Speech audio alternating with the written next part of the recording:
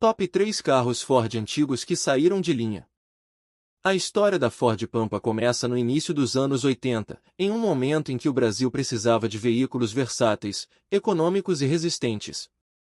Inspirada na base do Corcel II, a Pampa surge como uma resposta direta para quem precisava de um utilitário leve, mas que também pudesse ser usado no dia a dia, tanto na cidade quanto no campo.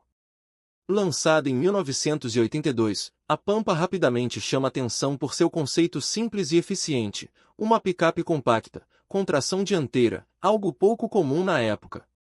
Isso fazia dela uma opção mais confortável e econômica em comparação às picapes maiores, além de oferecer melhor dirigibilidade em estradas de terra e uso urbano.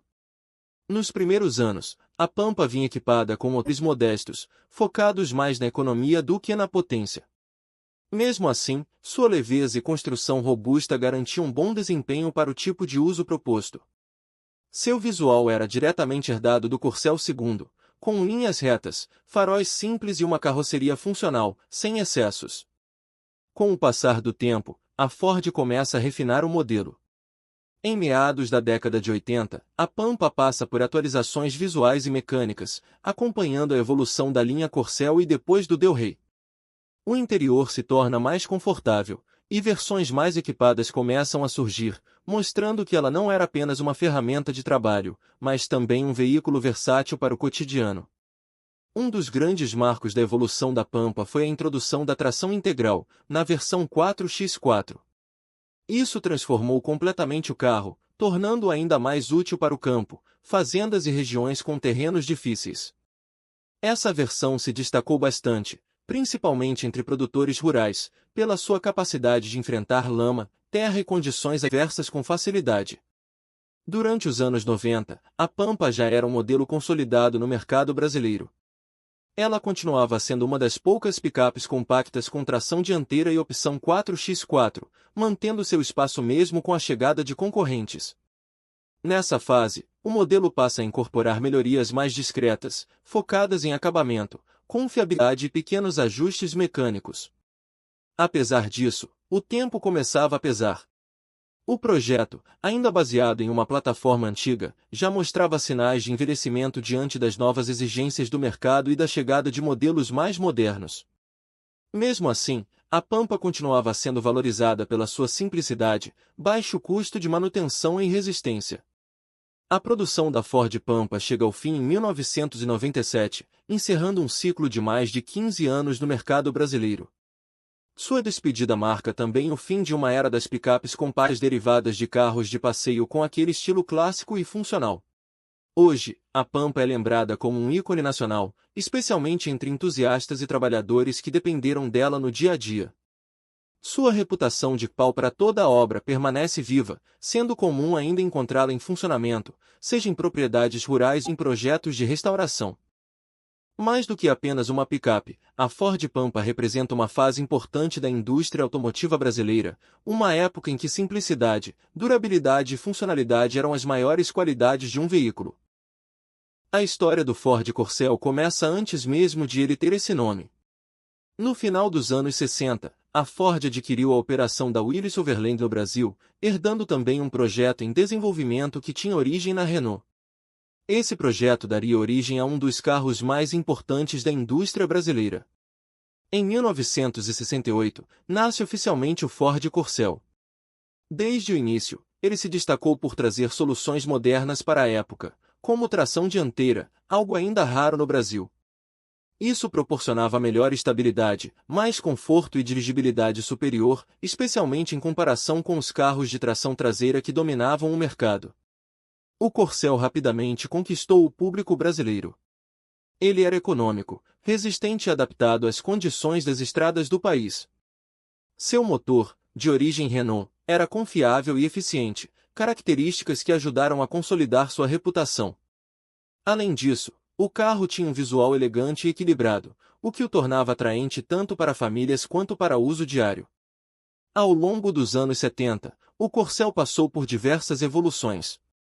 Novas versões foram surgindo, incluindo opções mais luxuosas e também a famosa versão coupé, que trouxe um apelo mais esportivo ao modelo. O carro também recebeu melhorias no acabamento interno, conforto e desempenho, acompanhando as demandas de um público cada vez mais exigente. Um dos pontos mais marcantes da trajetória do Corcel foi sua versatilidade. Ele deu origem a diferentes derivados, como a perua belina e, mais tarde, influenciou diretamente o desenvolvimento de outros modelos da Ford no Brasil. Essa capacidade de adaptação mostrou quão bem projetada era sua base.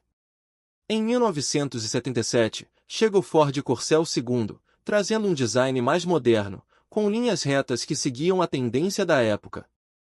O interior foi atualizado, oferecendo mais espaço e conforto, enquanto a mecânica continuava confiável e eficiente. Essa segunda geração consolidou ainda mais o sucesso do modelo no mercado nacional. Durante os anos 80, o Corcel II continuou evoluindo com pequenas melhorias, mantendo-se competitivo mesmo com a chegada de novos concorrentes. Foi também nessa época que sua plataforma serviu de base para outros veículos importantes, como a icônica picape Ford Pampa, ampliando ainda mais o legado do modelo. Com o avanço da tecnologia e a necessidade de modernização, o Corcel começou a dar lugar a novos projetos. Em 1986, ele saiu de linha, sendo substituído por modelos mais atualizados, como o Del Rey, que já representava uma nova fase da Ford no Brasil. Mesmo após o fim de sua produção, o Corcel permanece como um dos carros mais importantes da história automotiva brasileira. Ele não foi apenas um sucesso de vendas, mas também um marco tecnológico e industrial, ajudando a popularizar soluções modernas e influenciando gerações de veículos. Hoje, o Corcel é lembrado com carinho por entusiastas e colecionadores. Sua imagem está ligada a uma época em que os carros eram simples, robustos e feitos para durar. Mais do que um veículo, o Ford Corcel se tornou um símbolo de confiança e inovação no Brasil. A história do Ford Maverick começa no final da década de 1960, em um período em que a indústria automotiva mundial passava por grandes mudanças. Nos Estados Unidos, a Ford precisava de um carro mais compacto e acessível para competir com modelos menores que vinham ganhando espaço no mercado, especialmente diante da crescente preocupação com o consumo de combustível e custo. Foi assim que, em 1969, nasceu o Ford Maverick. O nome, que significa algo como independente ou fora do padrão, representava bem a proposta do carro, ser diferente dentro da linha da Ford. Ele era menor e mais barato que os tradicionais sedãs da marca, mas ainda mantinha um estilo robusto e uma pegada esportiva. Nos Estados Unidos, o Maverick foi inicialmente lançado com motores mais simples, voltados para a economia. Porém, rapidamente surgiram versões mais potentes, incluindo opções com motores 6 cilindros e até V8, o que transformou o carro em uma opção interessante tanto para quem buscava economia quanto para quem queria desempenho. No Brasil, o Ford Maverick chegou em 1973, já com uma proposta um pouco diferente.